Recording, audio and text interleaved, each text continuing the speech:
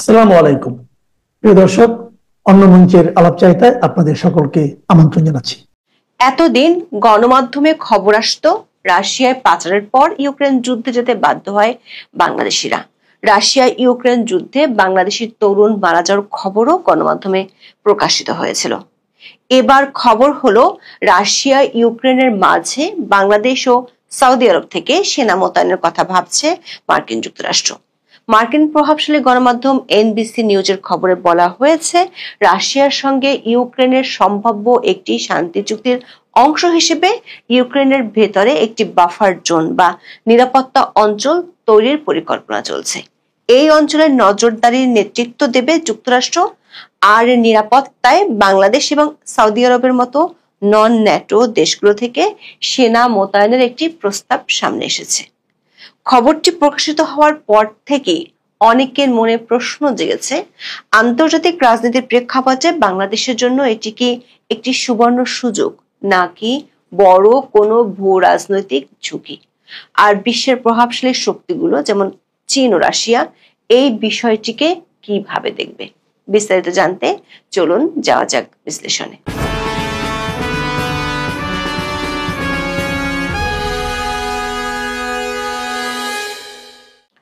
প্রথমে চলুন buffer zone ধারণাটি পরিষ্কার করে নেই।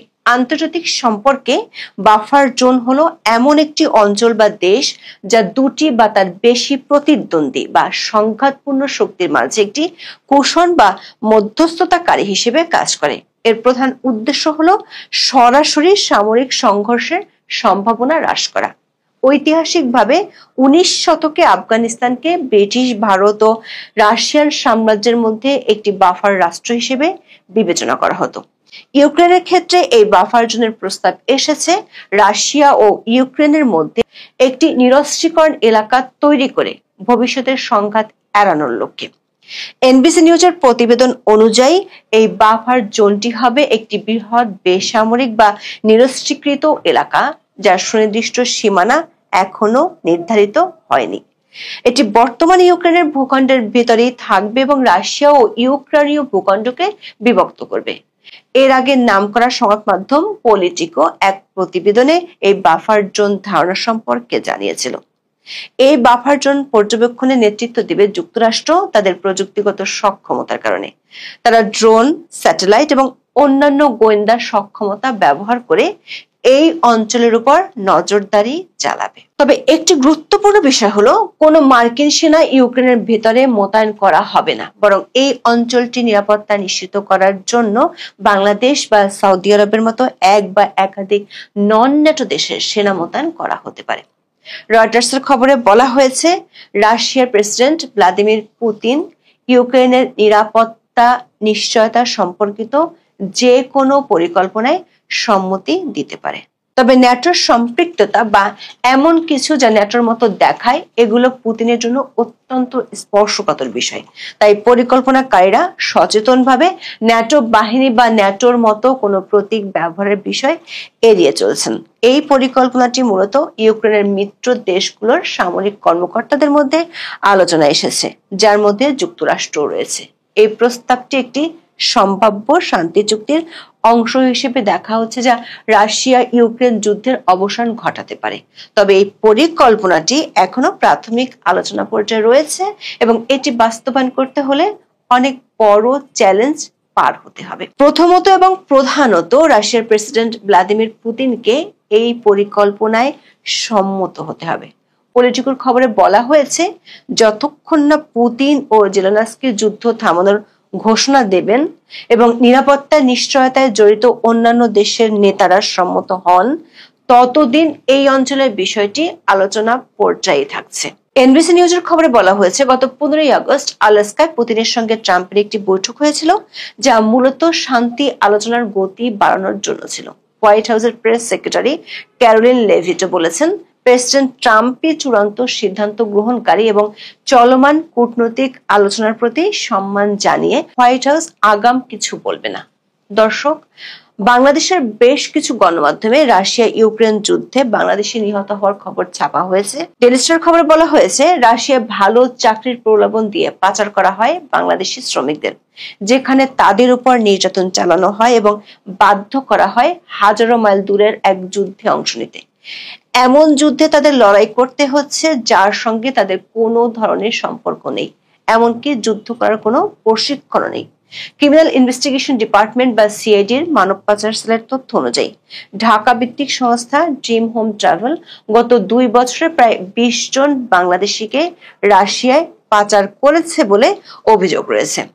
দৈনিক প্রথম আলোতে প্রকাশিত প্রতিবেদনে ইউক্রেনের বিরুদ্ধে লড়তে রুশ বাহিনীতে যুক্ত হওয়া এক বাংলাদেশি বলেছেন, তাকে নেওয়ার কথা ছিল উত্তর মেসিডোনিয়ায়, কিন্তু দালাল তাকে পাঠান রাশিয়ায়।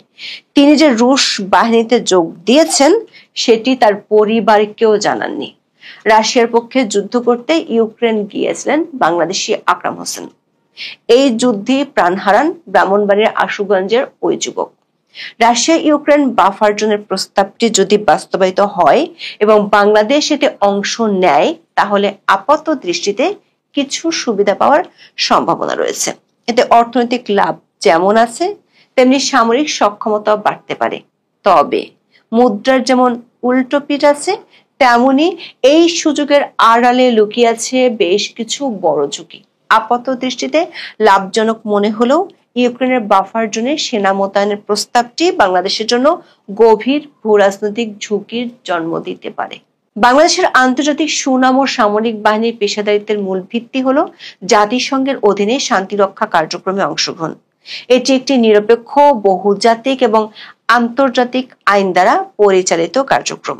এর বিপরীতে এনবিসি নিউজের প্রস্তাবিত মিশনটি মার্কিন নেতৃত্বাধীন এবং এটি কোনো নিরপেক্ষ ভূমিকা নয়, বরং ইউক্রেনকে সহায়তা করার একটি সামরিক উদ্যোগ। এই মিশনটিকে জাতিসংঘ শান্তিরক্ষা মিশনের মতো মনে হলেও এর প্রকৃতি সম্পূর্ণ ভিন্ন। জাতিসংঘের মিশনে বাংলাদেশ তার নিরপেক্ষতা বজায় রাখে এবং সব পক্ষের কাছে গ্রহণযোগ্যতা অর্জন করে, কিন্তু একটি মার্কিন নেতৃত্বাধীন সামরিক মিশনে অংশগ্রহণ করলে বাংলাদেশ সরাসরি রাশিয়া ইউক্রেন সংঘাতে পক্ষ নেবে, যা তার দীর্ঘদিনের ভারসাম্যপূর্ণ পররাষ্ট্রনীতির সম্পূর্ণ বিপরীত। এছাড়াও বাফার জোনের নিরাপত্তা সংক্রান্ত অনেক বিষয় এখনো অস্পষ্ট, যেমন রাশিয়ার পক্ষ থেকে কি ধরনের আগ্রাসন ঘটলে ইউক্রেন বা পর্যবেক্ষণকারী বাহিনীগুলো কি ধরনের প্রতিক্রিয়া দেখাবে তা নিয়ে কঠিন সিদ্ধান্ত নিতে হবে। রুলস অফ এঙ্গেজমেন্ট বা সংঘর্ষের নিয়মাবলী এখনো তৈরি হয়নি এবং চুক্তি কার্যকর হওয়ার পর যে কোনো মতবিরোধে এগুলো নিয়ে বিতর্ক হওয়ার সম্ভাবনা রয়েছে। বাংলাদেশের জন্য সবচেয়ে বড় ঝুঁকি হলো এই মিশনে অংশগ্রহণের ফলে সৃষ্ট ভূ রাজনৈতিক প্রভাব। যুক্তরাষ্ট্র, চীন এবং রাশিয়া এই তিনটি বৃহৎ শক্তির সঙ্গে বাংলাদেশের গভীর কৌশলগত সম্পর্ক রয়েছে। এই ভারসাম্য বজায় রাখাই বাংলাদেশের পররাষ্ট্রনীতির একটি মূল স্তম্ভ। এই মিশনে অংশ নিলে সেই ভারসাম্য ভেঙে যেতে পারে। বাংলাদেশের সঙ্গে রাশিয়ার সম্পর্ক দীর্ঘদিনের এবং ঐতিহাসিক। ইউক্রেন প্রশ্নে জাতিসংঘে যখন রাশিয়ার বিরুদ্ধে নিন্দা প্রস্তাব আনা হয়েছিল, তখন বাংলাদেশ, ভারত ও চীনের মতো দেশগুলো ভোটদানে বিরত ছিল, যা রাশিয়ার কাছে একটি ইতিবাচক বার্তা ছিল। মার্কিন নেতৃত্বাধীন একটি সামরিক মিশনে বাংলাদেশের অংশগ্রহণকে রাশিয়া তাদের প্রতি একটি বৈরী পদক্ষেপ হিসেবে দেখবে। এর ফলে রূপপুর প্রকল্পের মতো গুরুত্বপূর্ণ প্রকল্প এবং প্রতিরক্ষা খাতের সহযোগিতা অনিশ্চিত হয়ে পড়তে পারে। রাশিয়ার সঙ্গে বাংলাদেশের জ্বালানি ও সামরিক সহযোগিতা রয়েছে, যা ব্যাহত হতে পারে। আবার চীন বাংলাদেশকে তার বেল্ট অ্যান্ড রোড ইনিশিয়েটিভের গুরুত্বপূর্ণ অংশ হিসেবে দেখে। যুক্তরাষ্ট্র নেতৃত্বাধীন একটি সামরিক মিশনে বাংলাদেশের অংশগ্রহণকে চীন তাদের বৈশ্বিক প্রভাব বিস্তারের বিরুদ্ধে একটি পদক্ষেপ হিসেবে দেখতে পারে, যা বাণিজ্যিক ও বিনিয়োগ সম্পর্কের উপর নেতিবাচক প্রভাব ফেলতে পারে। এনবিসি নিউজের প্রকাশিত মার্কিন এই প্রস্তাবটি একটি জটিল ভূ রাজনৈতিক খেলার অংশ। আন্তর্জাতিক রাজনীতি একটি দাবা খেলার মতো, যেখানে প্রতিটি চাল অত্যন্ত সতর্কতার সাথে দিতে হয়। বাংলাদেশের মতো একটি উন্নয়নশীল দেশের জন্য ভূ রাজনৈতিক দাবা খেলায় প্রতিটি পদক্ষেপ অত্যন্ত সতর্কতার সঙ্গে নেওয়া উচিত। এই প্রস্তাবিত বাফার জোন মিশন অনেকটা একটি ভূ রাজনৈতিক মাইনফিল্ডে পা ফেলার মতো। আপাত দৃষ্টিতে একটি সুনির্দিষ্ট লক্ষ্যের দিকে এগিয়ে গেলেও এতে মারাত্মক পরিণতি বয়ে আনার ঝুঁকি রয়েছে। এখন এ পর্যন্ত। সবাই ভালো থাকুন, সুস্থ থাকুন, নিরাপদে থাকুন। দেখা হবে আগামী পর্বে।